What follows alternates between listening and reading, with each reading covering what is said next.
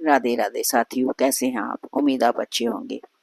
आज मैं आपको एक कथा बताने जा रही हूँ। जब भी हम भगवान सच्चे को सच्चे हृदय से याद करते हैं तो भगवान अवश्य हमारे पास आते हैं, चाहे किसी रूप में आए।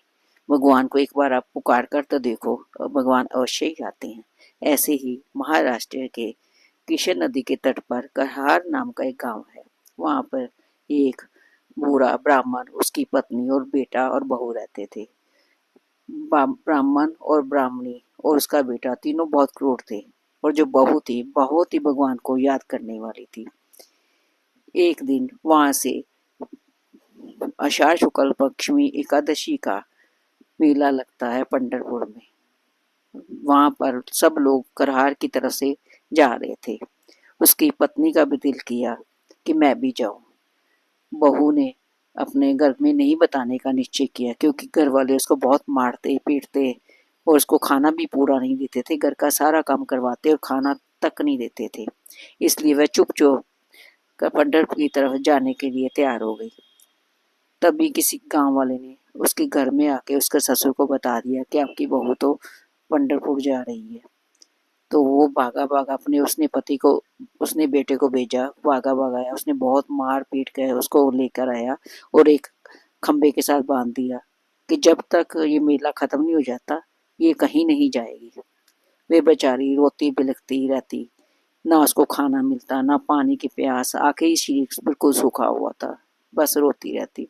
भगवान को पुकारने लगी, हे नाथ मेरी सहायता कीजिए। मैंने क्या मांगा था? आपके दर्शन के लिए ही मांगे थे, फिर भी देखो ये मेरा क्या हाल है। भगवान को उसकी कर्ण पुकार सुनाई दी। भगवान विचलित हो गए।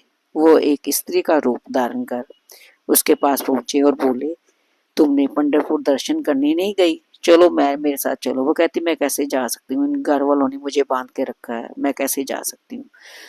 तब उसने कहा कि ऐसे करो, तुम जाओ, तुम्हारी जगह मैं बांध रखती हूँ। वे बेचारी को पता ही नहीं था कि भगवान खुद आए हैं मुझे मेरी सहायता करने के लिए। उसने उस स्त्री को बांध दिया और खुद पंढरपुर चली गई। वहां जाकर उसने दर्शन किए। 15 दिन बीत गए।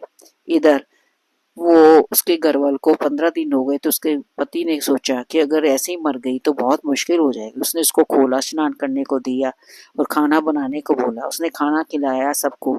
आज खाने में अत्यंत स्वाद था, क्योंकि ये तो भगवान का बना हुआ था, उन तीनों को पता नहीं था। खाना खाकर उनके मन बदल गए।